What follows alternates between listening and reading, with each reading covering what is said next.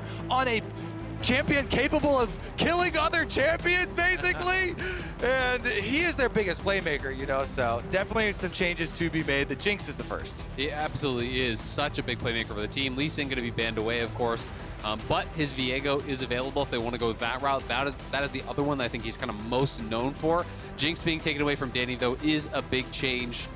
It'll be interesting to see if they still highly prize the Aphelios here, deny that from Danny, and push Danny a little bit down that tier list to maybe like a Xayah or something along those lines, or even the Ezreal we saw him play yesterday. Well, you love to see the Jarvan prioritization here from EG. Inspired having an awesome game on that one in game number 1.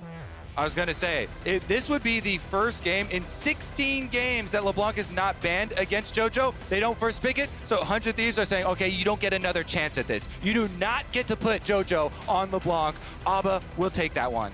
And I wonder if he's going to want to play something aggressive into it. You know, he is known for his Syndra as well, has a really dominant laning phase. If they want to try to go aggressive, really play for 2v2, he could look at that type of an angle, but he's also very adept at the control mages. Things like the Victor are right up his alley.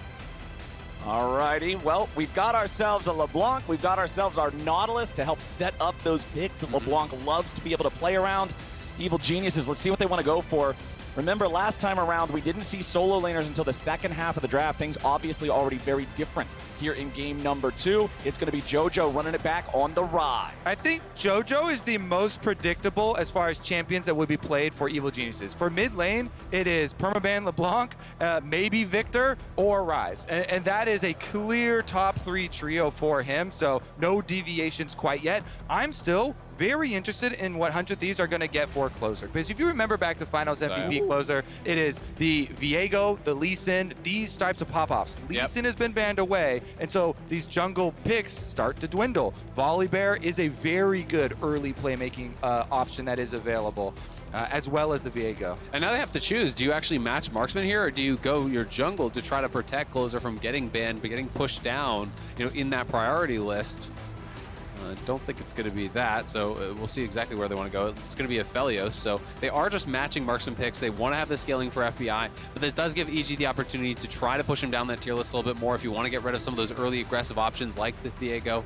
I think Volibear especially is so powerful right now. It's very rare to see Volibear drop to second round of bans. Just the early playmaking and the threat that you can have. It definitely does not have scaling though, so some teams don't want to delve too deep into the early game. But I mean, 100 Thieves, you know, with the LeBlanc, you know, I think an early game pairing makes sense, right? You know, this isn't a champion that you want to just play slow and play for 5v5. Right. It's more about picks. It's more about, you know, setting up that pressure. EG will ban out the Viego, so we'll find if they want to take out that Volibear as well. Okay, they leave Leona up as well to be paired possibly there. Just banning out the lover duo there with the Rakan. Yeah, I think Leona's almost for sure going to be what Vulcan goes for. It's a good answer into the Nautilus. It does give them that secondary engage alongside the J4. Yeah. So to me, that feels like a pretty clear option. You know, the big question is just, are they going to double ban jungle? You know, volley, really important in your mind.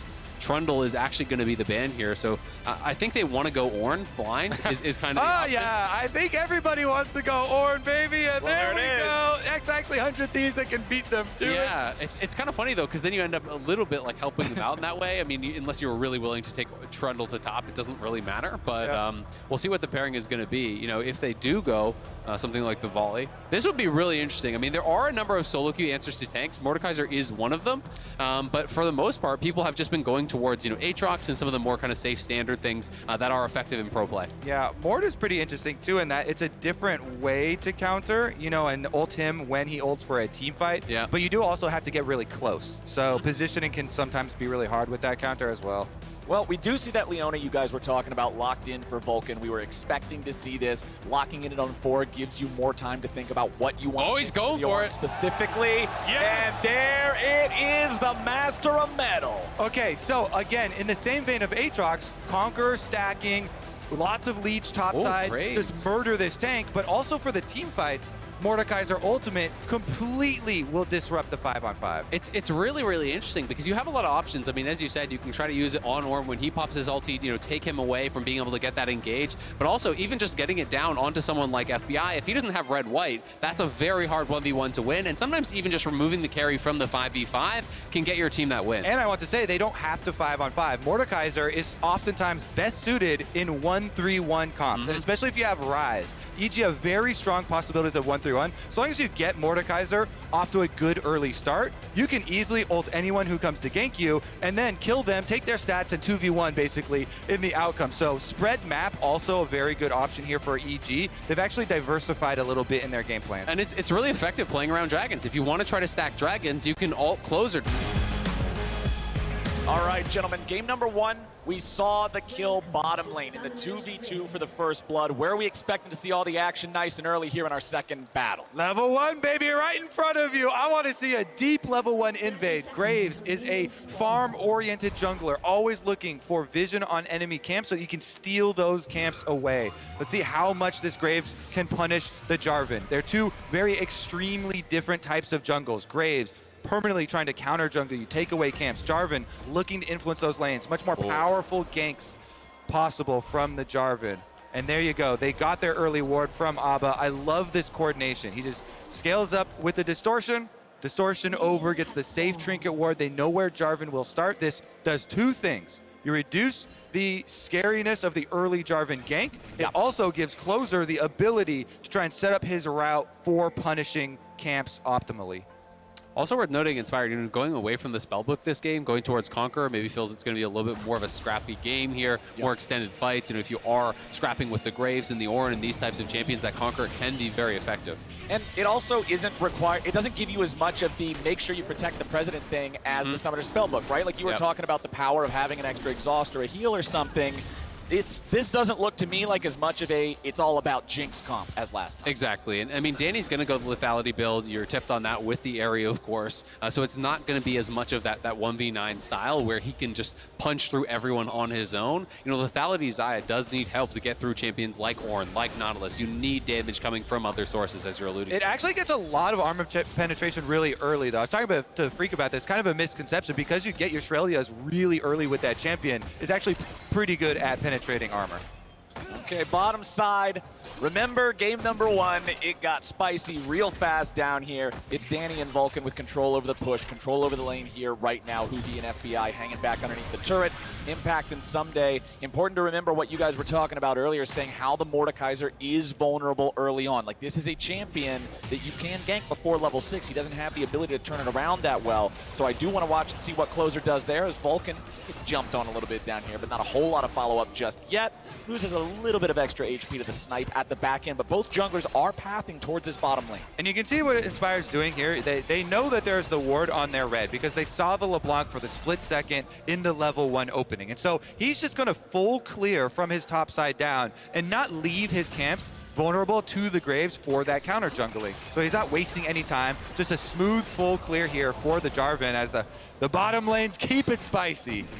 Yeah, and the red gun is about to expire, so FBI, going to have to start chugging through these potions here, trying to heal back up as this lethality is very, very pokey in the early levels. Of course, you go Aerie, sometimes you go Scorch, sometimes they are just going Gathering Storm instead, but either way, the Q poke here, you get one auto, you pull back with the E, you have the root with that on the 3 feathers. It is very dangerous and can be pretty oppressive in laning phase. Well, we're going to see Evil Genius's bottom lane now backing away from the lane itself, roaming up towards mid. As we see Closer as well transition here to his reverse clear because he did skip his Krugs, clears the bottom side, heads back up towards his pushing Ornn. I want to shout out the new Graves build on live because it is so insanely powerful. On live with the buffed Umbral Glaive, you go full lethality, Dark Harvest Graves with Umbral Glaive Rush. It's so cheap. You can clear the wards much more quickly, and your burst damage isn't spotted. He used Distort. Abbeddage has used his mobility, and here comes the Jarvan. Abbeddage forced to flash away to get away from that. So that one looked a little bit discoordinated, but I think the thing is, Inspired uses Flag and Drag to get into the brush to dodge vision, so I don't believe he had the cooldown up until he used it at the very end. Okay. So Jojo actually needed to wait a little bit there, I think, on the Rune Prison. But it was a nice gank attempt, going over the wall there, circumventing that ward that he just now passed. Yeah, I think that would probably be the only reason for that delay, because otherwise you instantly want to get out there with the Rune Prison. So we'll have to take a look in possibly the POV from Inspired to get the cooldown on his combination there. Maybe a little bit of time there lost between the communication with Jojo. Well, Jojo has used his teleport to get back into lane now. Up in top side, MOrdekaiser whooping on tanks exactly like you drafted for. Exactly, and if you don't gank him, then guess what? The Conqueror sustained monster is going to abuse your tank and push him in. So now we start to see it. Ssumday still is playing it quite well. He's trading his health early on. He still has his teleport. So Ornn has been able to focus on the CS. He's not down in CS, although he is being forced to recall, and he's going to be the first one to use his teleport. It's not too detrimental. You get your Bomby Cinder for the wave clear control early on to actually be able to deal with some of the setup for those dives that they could pull off too. And one of the difficult things, though, you know, from the Ornn side of the matchup is that you're often taxed more on the mana because MOrdekaiser is resourceless. If he's constantly trading with you, you end up having to use your mana to trade back, and if you run you are going to get punished very, very heavily. More just TPing straight back to lane here, you know, working towards that leeching Leer, almost guaranteed. That is what we're going to see. You do sometimes see Rocket Belt for the additional mobility if you're trying to actually, you know, get more into the backline as MOrdekaiser. But I am expecting, you know, with Conqueror, early leeching Leer, get that sustained and get yourself through laning phase. All right, we got a lot of bodies hanging out around the bottom side here. Junglers are both showing up just to make sure nobody's up to anything on the other side. Control ward placed in the pit there by the side of 100 Thieves, but as you can see, the Evil Genius's Drake Pit ward is not being disabled by that. It's outside of the disable range of that ward. So that means that Inspired's able to walk in there. He can clear out the control ward. Vulcan and Danny now up into the river, taking back control over this area for the side of EG. Neither side finding a huge advantage here just yet in this early game for themselves. And Abbeddage is trying to clear out some of the vision that Jojo's got set up too, but Jojo's got buddies on the other side of the river. Unfortunately, not enough mana to do a whole lot. And Abba has rushed for those Mercury treads. Even though the jungle is attack damaged, getting that tenacity to get out of a rune prison a little bit early so they can't combo you is really big. If you look to LeBlanc players, the most successful LeBlanc players are always when you draft this champion versus teams that do not have point-and-click CC for you later in the game. So you can actually use it as a pseudo-poke champion, going in for your combos and jumping out quickly. And you know when you're going up against Ryze, you know, what they attempted earlier, especially because he's down his flash, it would be so easy to pull off. The tenacity going to be very important to be able to do that. Is going to push in, deny a little bit of these minions, you know, from Jojo. Yeah, the laning phase early on going quite well for Abbeddage, who's basically had perfect farm. When you're at 10 CS per minute at 7 minutes, like you've missed nothing. Pretty much. You've been having a really good early game at that point in time. Ssumday still just getting familiar with the sights, sounds, and smells of being underneath the tier 1 turret, because that's about all that Ornn gets to see here in this lane unless Closer shows up and is able to help him out a little. I mean, it's tough because even if Closer shows up, like he has swapped over to the Spellbook Ignite, so you'd say, all right, call up your jungler, drop the LT, drop the Ignite. Well, he's just going to ult you and then actually win that 1v1. So that's where it gets very, very tough. Yeah. When you get nothing done pre-6, you're kind of just on your own as a tank matchup into the Ornn. That's why I'm actually really excited that we have seen this really long journey that every team has taken through playoffs and trying to come up with counters to blind pick Ornn. First game, we saw the attempt with the Aatrox and the Trundle pick in combination, still unable to really have that big influence. And now we get to see the MOrdekaiser displayed on stage. The lane is one thing, but also the ults for later towards the groupings are going to be very big. And you get to be this really unstoppable split push force that requires multiple people to be sent his way, but then he could just ult one of the gankers, not only buying time, but also being able to threaten easy counter kills. And Impact is one of these guys that in the past has brought out niche picks. You know, I think back to Singed at Worlds, you know, him bringing that out when that was much less meta. MOrdekaiser, very similar idea here. You know, something that is really fitting his playstyle and he's very comfortable doing. Yeah, I'd say already, Impact is good for one. Oh, but that's double summoner spells here for FBI in the bottom lane, but now it might just turn into something here at mid. Abbeddage tries to start something up, but Jojo's able to walk away. Lots of manpower here from 100 Thieves, though. And pay attention to the bottom lane roam. This is double roam here from the EG bottom lane. They're moving up towards the Rift Herald, so they're leaving for 100 Thieves. FBI, no summoner spells down on the bottom side. He's recalling, actually, so the play attempt towards Herald has been called off. All right, now 100 Thieves rotating that support along with the jungler up in the top side here. The important part is whoever gets ulted by the MOrdekaiser has to be able to survive in there. Ssumday summoning up the Ornn Horn, looking to throw him up into the air, but Impact has selected Huhi as the target. He'll go after him. This will last about 7 seconds. Huhi's able to get himself away. Impact walking down towards Inspired. Looking to still try to get something, but it's first blood over to Closer. He'll grab that one and still get himself away. Inspired's going to be hooked back in, and Ssumday's ready to follow up. That's 2-0. 100 Thieves. That's massive for 100 Thieves, and Abbeddage was able to stop Jojopyun from making the Realm Warp. Jojopyun was on the move there, trying to get in on that play, but Abbeddage stopped him in his tracks. Yep, not enough reinforcements there for Impact. He bought the time. He got the ult off. Huhi, though, really good evasive maneuvers. When you're the one that gets flashed on and ulted by MOrdekaiser, you have to have your flash ready. He hooks into the wall, uses his flash to buy that time. He survives, doesn't go down within the death realm. And then with that interrupt, the numbers advantage means everything. Yeah, and part of the problem is, he just used his E, he just used his Q, so he doesn't have his full spells. He flashes to close distance, but you have no E to actually close the gap. So yes, he lands the Q, but his passive is slow to come up. He hooks to the wall, he roots you after, then the ulti as he's coming out. It was very well played by Huhi. Exactly. Send 3 with the tanky support over there. CC ready. They lock him up. They get their kill on yet another attempt at countering Ornn. Very, very well done from 100 Thieves. They earned themselves a 1,000 gold lead here 11 minutes in with it. Still no Drakes on the board for either side. No focus on that nice and early. We see this happen sometimes when Cloud Drake is the first one. It doesn't give you a super valuable reward here very early on, so they're willing to let that go, not prioritize it. Scuttle Crab spawning up here in the bottom side river. Closer's able to take that one before EG can challenge him for it. With EG now hovering back down towards this bottom side, I'll be interested to see if they actually do want to start up the Dragon now. Danny has the push. He's working away on these plates. Jojo's hovering in this bot side river, and Inspired is in the area as well. So at the very least, they're going to try to clear out some vision, continue to cover Danny on this push. He's completed his early mythic. He is ahead of FBI at this point. So yes, Impact does get killed off, but their bot laner still doing well. No dragon stacking yet either, though, so this game going a lot slower, a lot less pressure on the pace of that Dragon Soul very far out in the future. So it's going to be more about grabbing the gold off of these turret plates in the remaining minutes. Approaching 12 minutes here, have 2 more minutes to work on these, and that's where you really want to influence some of these winning lanes. Get the most out of it before those disappear. And we're talking about no dragons on the board yet. Well, hey, the Rift Herald's still hanging out in the pit too. If they get that one, it'll be have to be a fast turnaround to summon that up and get plate value off of it.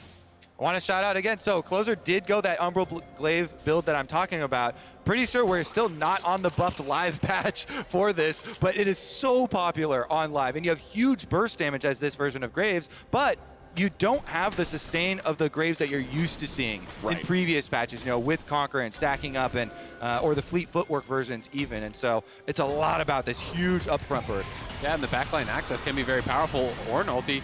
Okay, Impact going into the Death Realm against Ssumday, but 100 Thieves have plenty of backup as long as Ssumday is able to survive long enough, but he can't do it!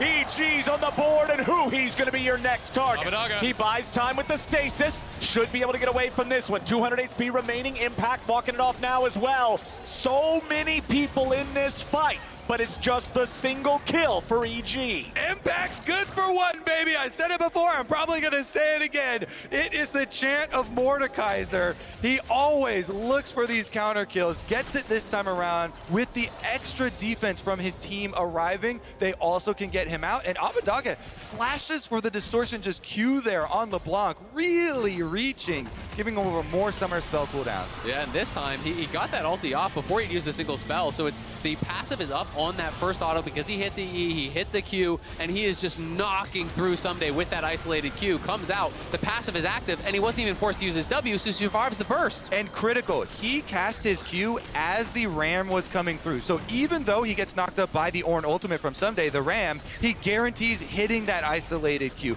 guarantees the damage, gets the kill. And now it's 100 Thieves back out into the neutral territory, out into the river. They'll be able to claim this Rift Herald for themselves. EG not doing a whole lot about it. FTX Total Gold on the left side of your screen says Closer's the richest man on the Rift right about now. The Graves has plenty of money thanks to the kill, thanks to the assist. Second serrated Dirk up and running, working towards what I would guess is the Eclipse here after the Umbral Blade. Yeah, for sure. It's looking like he has the Vamp, he has the serrated Dirk, and he even has more farm, or had more farm a second ago than FBI. You know, this guy has been power farming, absolutely. Has even picked up a little bit of the lane minions, so he is off to the races, and Graves can act as that secondary carry here, you know, they have that defense of the Nautilus, of the Ornn, they have a big front line, and they have double marksman. And just because I love these types of new jungle, they're going to look for a play here. Jungle techs, I'll talk about a little bit more later as Jojo gets slowed. Or bot. They're going to go Dragon, I guess. Yeah, TP is coming in, but Huhi's starting the fight. They are going in on Vulcan. The Leona is the target. Oftentimes, this can get turned around into a bad situation. Vulcan's still at about half HP. Closer tries to get away, but Impact chases him down. Danny goes up into the air as the feathers fly. Jojo's got the kill into Abbeddage. Evil geniuses are slaughtering 100 Thieves 4 for nothing. Impact drops the hammer on 100 Thieves, taking down Closer, pushing back FBI, a one-man army from the top lane. This guy is on fire. What can't the evil geniuses do? They're also going to pick up the dragon in the aftermath. Look at this Rockcat flip the switch replay, and all started out on Vulcan. So much here from 100 Thieves. Used in on the Leona, and Impact teleports in. He's there in the back lines, right behind Closer. This squishy Graves, yes, you've got a full lethality build, but what can it do in the face of the Mace? Impact takes him down, he steals his stats, and then chases off FBI as well. Danny's able to clean up the rest of the kills in the river, but really, the microscope should be on Impact, the veteran of the team.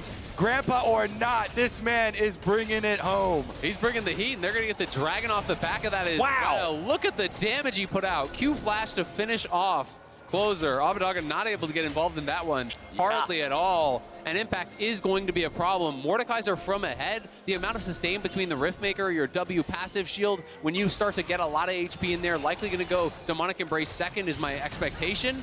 It's hard to take this guy down. And I feel like every time I see a team start a fight engaging on Leona, a Nautilus Q into a Nautilus ulti on Leona with W active, I can't help but just start to grab my hair and remove it from my head because it's so easy for her to turn that around if the team is close. And I want to, shout out the ward there that Impact teleported on, because that ward placement and teleporting behind them, that is everything for them. So props to Vulcan here in the setup to allow the team to shine. Oh, that's Jojo's far out.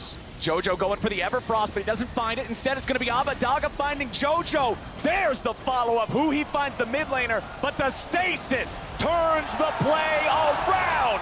1 kill already. Will it be 2? Abbeddage barely getting himself away, but Inspired's got him with the burn, and it's another flawless fight for the evil geniuses. EG are on a roll. Can anyone stop these guys? They're going to get the tier 2. They're pushing on top side as well. And mid lane, they are winning the entire map right now. They're able to push up both other lanes. They get the tower here on bottom side of the map. Evil geniuses have done it again.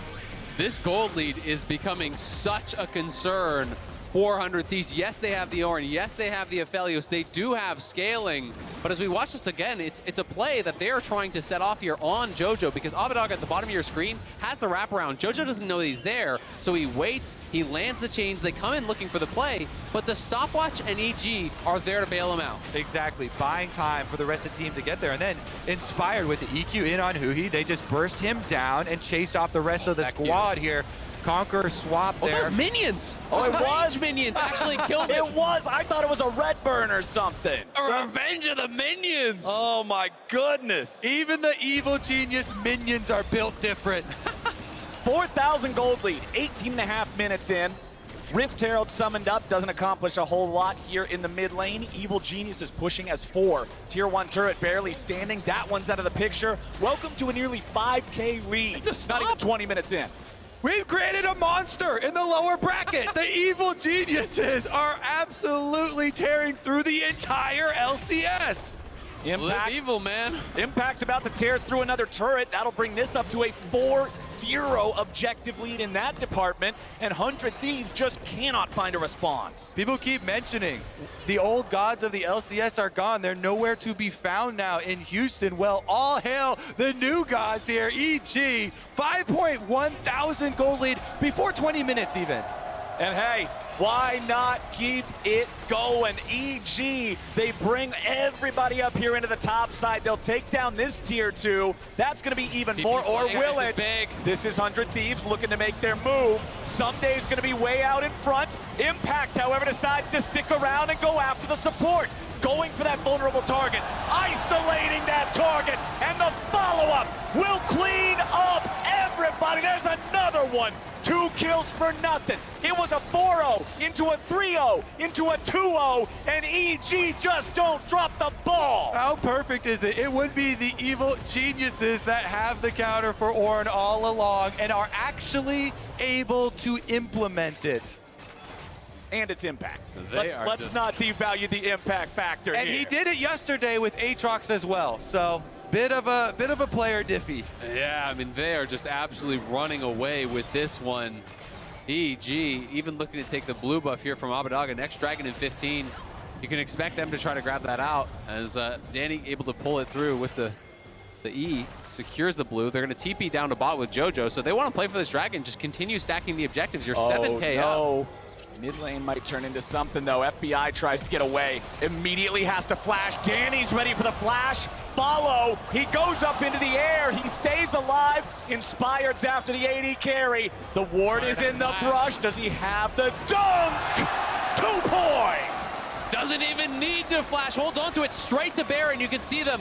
Pings over towards it. They're running there right now. Forget the Dragon. Okay. They want Baron. They want this game. 100 Thieves, though, the objective bounties are up. So when you're in a losing position like this and you're getting steamrolled, you have to look at capitalizing on whatever you can. Dragon, neutral, objective bounties start at a base of 500. Very, very valuable here. So if they can rush down this Dragon, it's not just a Dragon in the game. Yes, it's not going to stack up to Soul, but it is a big amount of gold as well for that bounty. That's why these things were implemented into the game. It's something, but the Baron's worth much more. The Baron buff is so much power. And EG just extending that gold lead, 8.2K, 21 minutes in. The carries are fed, and EG are on the march here. Going to look to clean out these last outer towers, just the mid-tier 2, and extend that gold lead even further. This one is so one-sided. You have to bet that EG will be able to finish it out and dare 100 Thieves to either reverse sweep them or get on the plane and go home.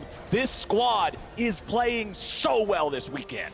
QSS picked up here by Closer to be able to get out of the Mordekaiser ultimate. So one person now does have an answer. Ornn trying to scale up. They need to buy time. And the price of time right now is at an all-time high. Inflation's hitting everything, man. Evil geniuses are the ones charging the dollars here. Abbeddage goes over the wall for a little bit of that pseudo poke we're talking about, but he's the one who ends up worse for wear. Ssumday walks through the base gate trying to take out the control ward, as Abbeddage just cannot go anywhere near these guys. He's already below half HP. Vulcan goes to the flash Zenith Blade, but he ain't gonna find nothing with it just yet.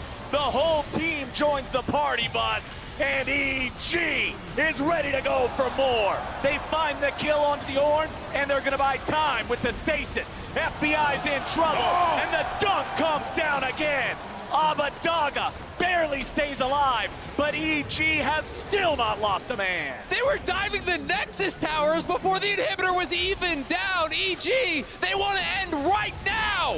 Evil geniuses onto Nexus turrets. Inspired backing away, just drawing some of the ire. First Nexus turret is already gone. Second Nexus turret. The thing is withering away. It's 3 Thieves versus a whole squad of geniuses. And it looks like it only goes one way. Abbeddage can't do it. And EG wins 2 games back-to-back. They honestly look like they cannot be stopped. This is crazy from Evil Geniuses. They are just running through the entire LCS in playoffs. And this is so much pressure now on the 100 Thieves, but we saw them pull off a reverse sweep earlier. We've seen them bounce back in these kind of situations, and they're going to need to find some answers here. because despite taking away the Jinx, despite making EG change things up, they have the Mordekaiser answer. They have this lethality Xayah. Like, everything still was just silky smooth for EG. 100 Thieves really need to dig deep right now. They are defending champions. Clear your mind, remove the last 2 games from your mind, focus on the task at hand. And we know they can do it. The reverse sweep is how they were able to knock TL into the lower bracket. 100 Thieves has been here before, but this Evil Geniuses squad, that game ended around 23 minutes with an 11,000 gold difference. An absolute stomp, and it's not even like they all end on early game, right? You know, No. you have scaling, you have options to be able to play out the later stages of the game. So everything going EG's way. 100 Thieves, I think at this point you need to draft, really heavily to prioritize closer. I just feel that that is so important. Yes, he was power farming on the Graves, but again, no early game impact on this game, no early game impact in the last game on the Trundle. These champions are not set up to really dominate through ganking. And that is, I think, where 100 Thieves really does excel when they're working as a unit, because closer is kind of their go guy. He is their aggression. That starts a lot of these plays, and it feels like without him on an aggressive jungler, they just haven't had it. Yeah, I mean, as much in love as I am with the lethality Graves, it definitely doesn't have the playmaking that you need from someone here to actually get the momentum started. You got to start throwing crazy stuff at the wall. Yeah. Your tolerance for risk at this point needs to be very high. Be willing to try the extremes. Be willing to try the experimental stuff, because the conventional is not going to work versus EG. Well, with EG at max,